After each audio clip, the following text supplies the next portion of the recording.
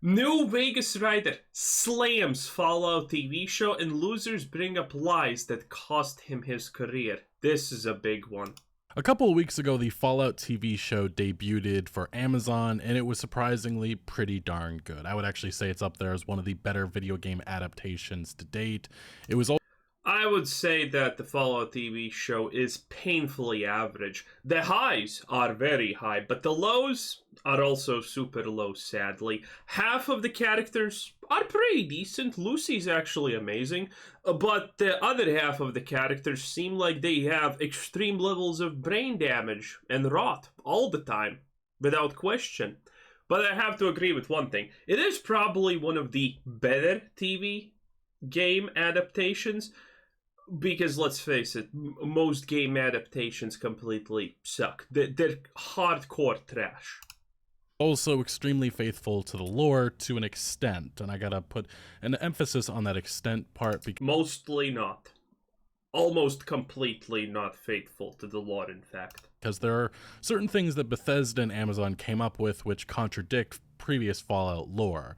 Obviously, there does appear to be some explanations that could be, given in future seasons and such, but a lot of conversation has been online going back and forth within the Fallout community, so much so that we actually had to have Todd Howard. He actually spoke about this and spoke about some of the nervousness in regards to New Vegas and some of the previous Fallout games that were not developed by Bethesda, such as Fallout 1 and Fallout 2 and Tactics. But Todd Howard confirms the Fallout show didn't retcon non-Bethesda Fallout games. Everything that happened in the previous games, including New Vegas, happened. And he went a lot more in depth. I have my own separate video on that. If you missed it, check. This is not what people are even mad about. The fact that New Vegas is in ruins doesn't retcon the concept that New Vegas happened, right? Technically. Technically, it kind of doesn't. But it kind of diminishes the fact that anything even happened in the first place. That is one of the big problems here. Check it out. But we have actually had another developer that worked on Fallout before, this being Chris Avalone. He is a writer on Fallout New Vegas. He was a project lead on some of the DLCs. He also was a level designer, I believe, on Fallout 2. And he recently spoke about the Fallout TV show, which again reignited the conversation surrounding the TV show. And he said the lore in the series is a hot mess. I may not... That is true. If you have played Fallout, there's no way to deny that the lore is a hot mess. The Brotherhood of Steel almost got portrayed like a Christian organization, which again, it's not. Again, there are still people stupid enough to argue it. Oh no, they're Christian religious zealot extremists.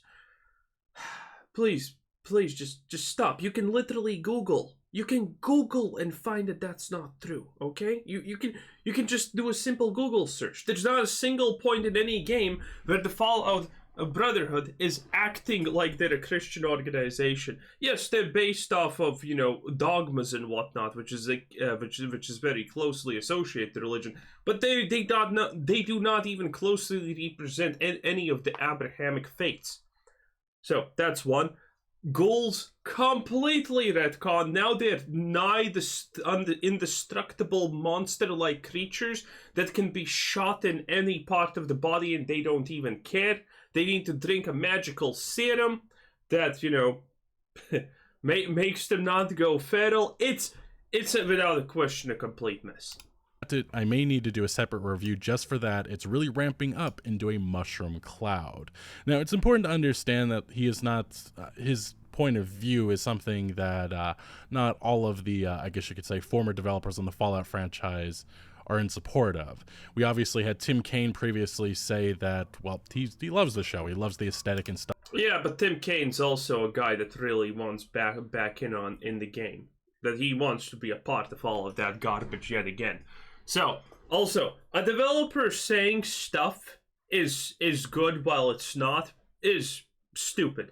Well, not stupid, it doesn't matter. You can make the series, you can write the series, you can be the lead actor. Look at Chris Hamilton from Star Wars. That guy's an absolute joke. They destroyed Star Wars and he's there like, Joe Biden is the new Luke Skywalker. Get a life, loser, okay? stuff like that. Although I'm not sure how involved Tim Kaine in the past was into like lore and the writing and such. I think he was more of a programmer, but hey, I could be wrong about that. But yeah, OG Fallout lead Tim Kaine defends the show's lore changes in a glowing full review. Not that it matters. I'm not in charge of this anymore, and neither are you. Lore drift is inevitable in big IPs. And this is not lore drift. This is blatant retconning. Josh Sawyer, who was, I believe, the director on Fallout New Vegas, also a writer on the game, pretty much said the same thing. He just doesn't care at all about the lore changes and such. It was never mine. And I think that's... To be honest, hey, I talk about this because that's just a fact. I also don't give a shit, honestly. The Fallout games have not been consistent with the lore since Fallout 1 and 2, okay?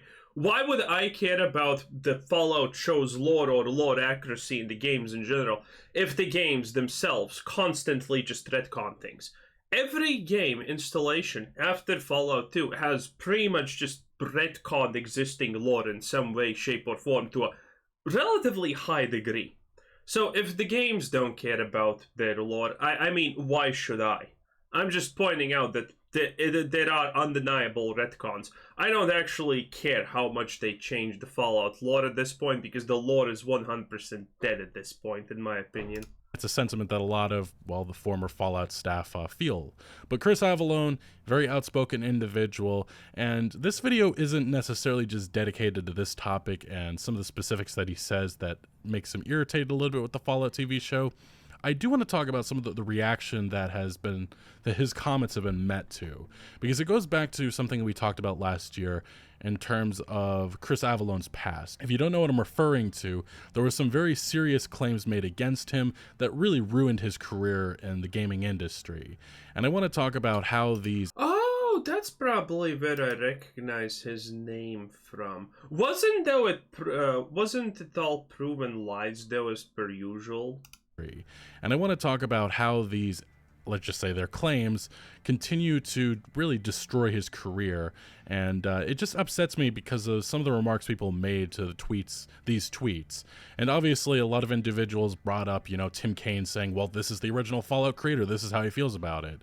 So they're using that point of view to fight with what Avalone says. It's really just a minefield of complete nonsense. But it is worth mentioning, this is specifically what Chris Avalone said that irritated him, at least one part of it. He also talks about the ghouls and some of the other stuff he has, some of the irritations with how they went about that, how somebody can become a ghoul, because I believe in one of the episodes, one of the individuals is like given a serum that turns him into a ghoul. A little confusing because that's not how it works in the Fallout games. But Avalone said, I didn't, by the way, even care about that. If you would ask me to say all the bad things about the Fallout TV show, that wouldn't even be on my list, honestly, because who gives a shit?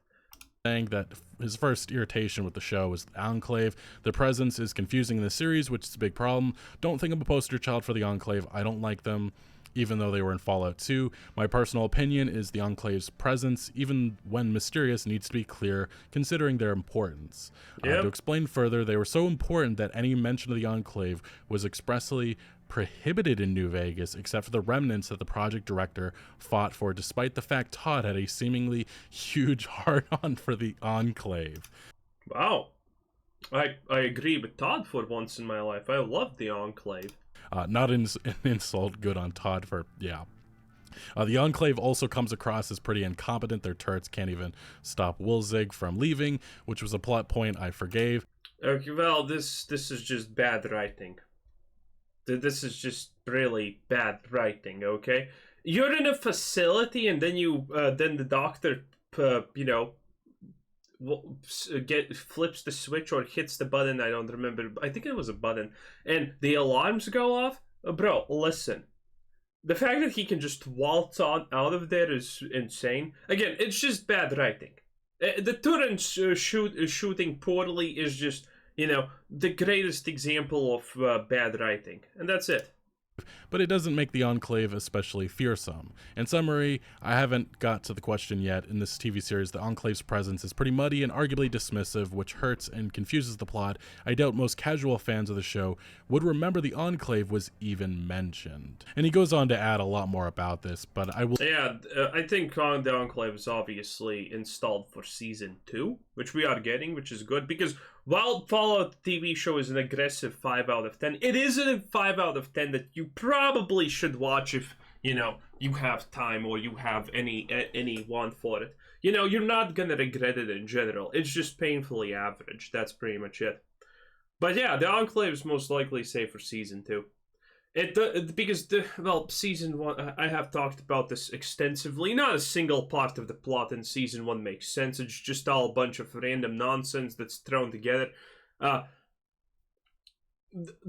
Every faction that wants to fight for the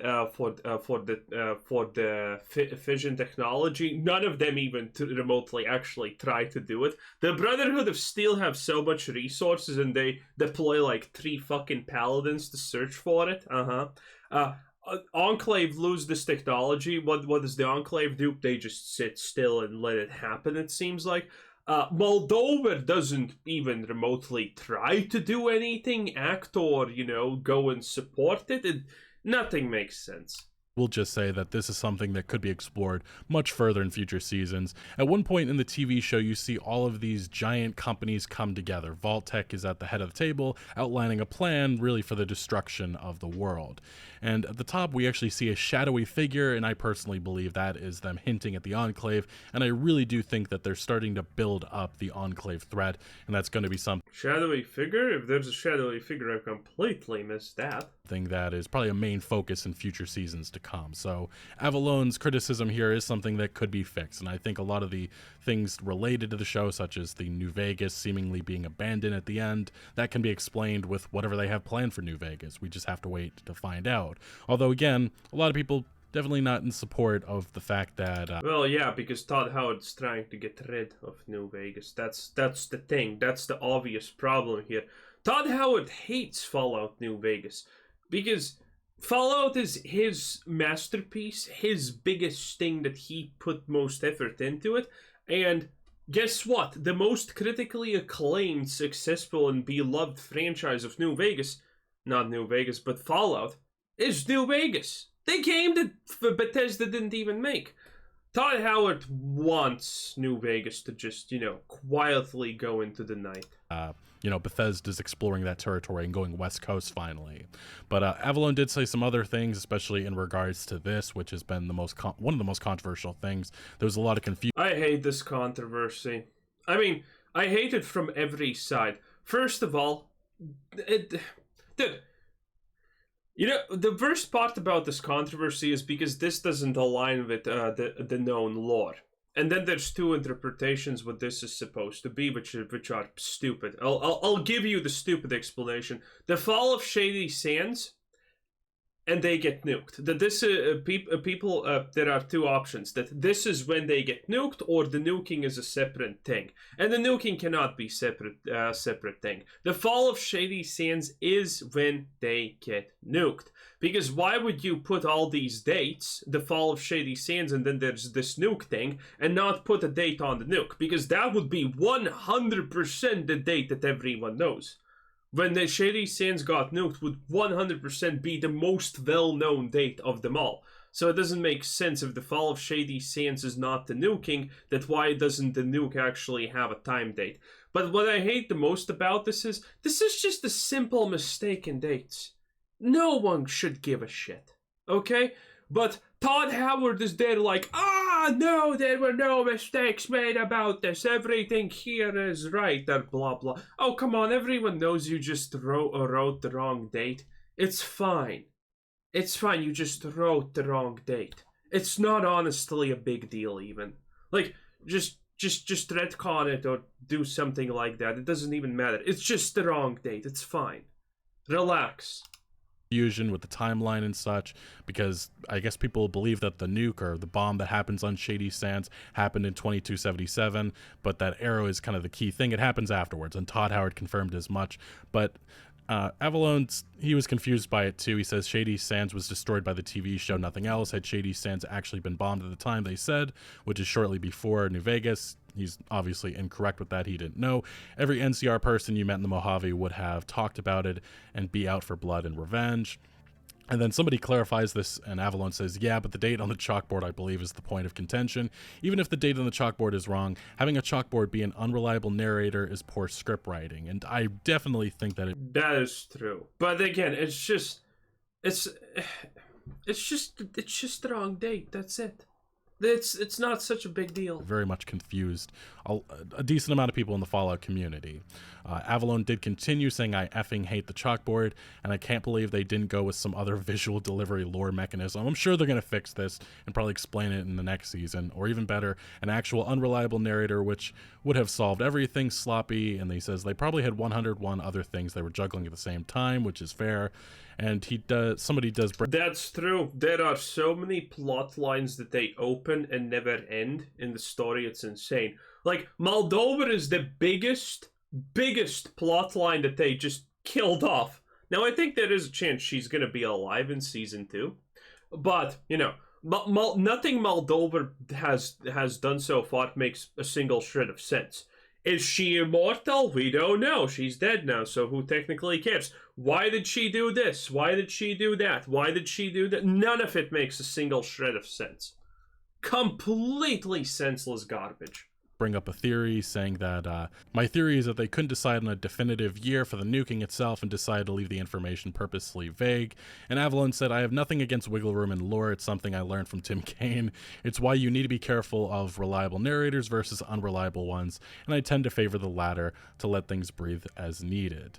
And again, somebody brings up the interview with Todd Howard in which he confirms the timeline, and he says, I guess my point stands. If there was so much going down the capital of NCR that it fell while they were at war with the Legion and the Mojave, then proper world building would have been banter reactivity, at least, and showcased in some form. And that's kind of the issue with having a TV show which is stomping on territory that was explored 10 years ago by a different development studio with Obsidian in New Vegas. There's no way to, I guess, map this out because there was never... I guess the thought that this TV show was ever going to happen. Avalone does have another thought. He says, somebody does say that, again, there's an arrow on the board. He says that's a good point, and it leads to a mushroom cloud. While they haven't confirmed despite its visual importance, the chalkboard is literally the worst lore delivery mechanism in the series. So yeah, you can definitely... Yeah, the arrow on... But why doesn't the mushroom cloud have a date? Again, if it got nuked, that would be the most known date. Establishing a date when the NCR starts to fall is kind of tough.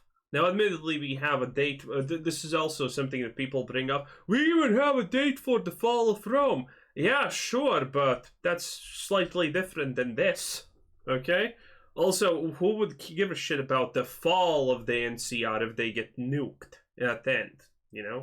Definitely tell he's very irritated by that. Also, if the NCR is self-imploding, why even nuke them in the first place? Because in the TV show, it is explicitly said that, you know, Lucy's dad gets out of the vault.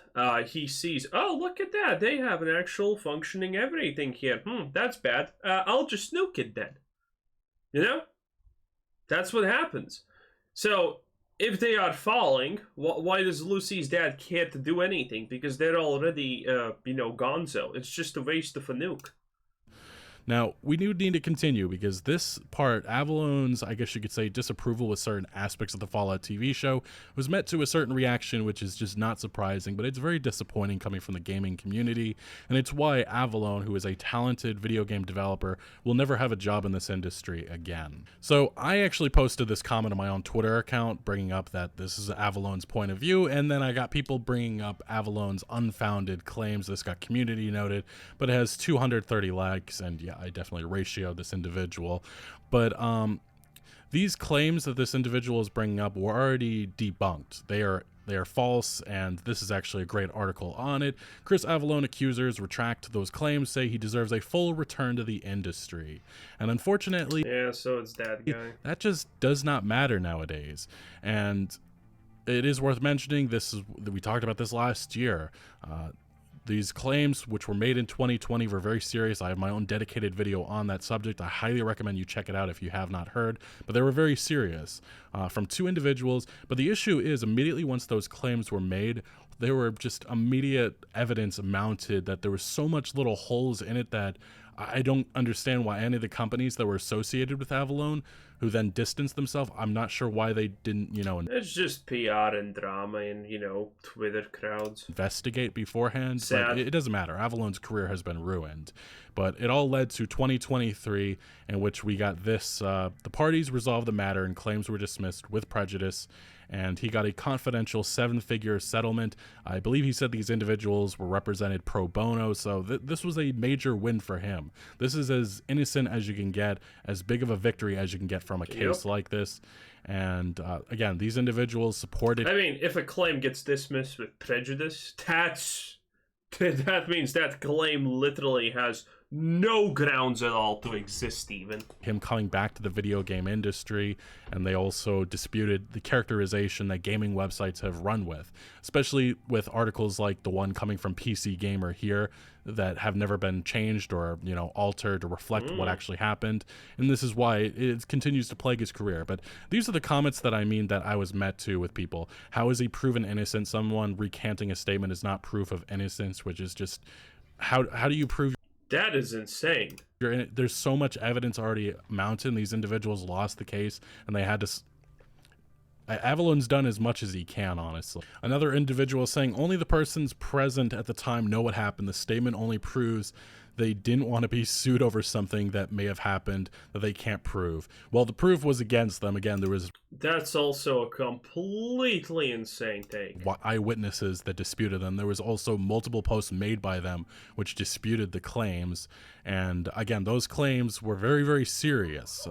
Who are these stupid meat puppets who just, I don't know, post shit like this, though? I really wonder. Again, I can't really mention it because this video could get demonetized like the other one, or even age restricted. I believe the other one also had that for a period of time. But yeah, this is just ridiculous. There was they did get sued, and they did reach a 7-figure settlement for Avalone. Another individual saying he's out of these allegations, has the right to complain about this. Shouldn't he complain? Again, this is just insane things these individuals are saying. Disgraced writer, somebody else says. And then another person bring up this stupid PC Gamer article. This is the guy acting like an authority in the Fallout franchise's lore after working on one Fallout spinoff. Another individual, he also worked on Fallout 2, but I guess this person doesn't know that. Another person calling him that. Another person, yeah. It's so unfortunate because Avalone, like I said, this is a page that marks all of the stuff he's done in the video game industry. He was extremely active up until these claims were made by these individuals, and since then he's had nothing in the video game industry, no credits or anything. Weird West came out in 2022, but I'm pretty sure his involvement was years before that, because from this interview, they actually mentioned one of the writers saying that, let's see if I can find it, Avalone has been consulting us on and off. By the time the game ships, even the writers themselves won't be very sure who wrote that. And unfortunately, all of the roles, the last 2021, all these other roles, they all dismissed his role within the game, but they obviously still had to credit him, which is just extremely disappointing because Avalone is one of the most talented writers in the industry, at least from the games that I've played. The Walking Dead, Saints and Sinners. Oof, my dude, that's not good. That he wrote. I think he does a fantastic job, and it's just so unfortunate that it doesn't appear that he's gotten any more writing roles. And then I do find it hilarious that people like Jason Schreier, who write these articles that ruined his career that are still up, will say, but anyone who knows anything about reporting knows that hearing a few secondhand stories about that type of stuff or wrongdoing isn't nearly anything to substantiate an article. That was his response to not talking about the Blizzard stuff, but the part that makes this hypocritical is the fact that, yeah, Schreier definitely was A-okay with discussing Avalone and these misconduct stuff that went around, even though, it has been debunked. So, hey, people say that Jason Schreier is one of the better ones. Again, he's still a reporter at the end of the days, and he's an absolute tool. Anyway, that was Legacy Killer HD. Good times. Good video. Interesting stuff. Anyway, have a nice day. Bye-bye.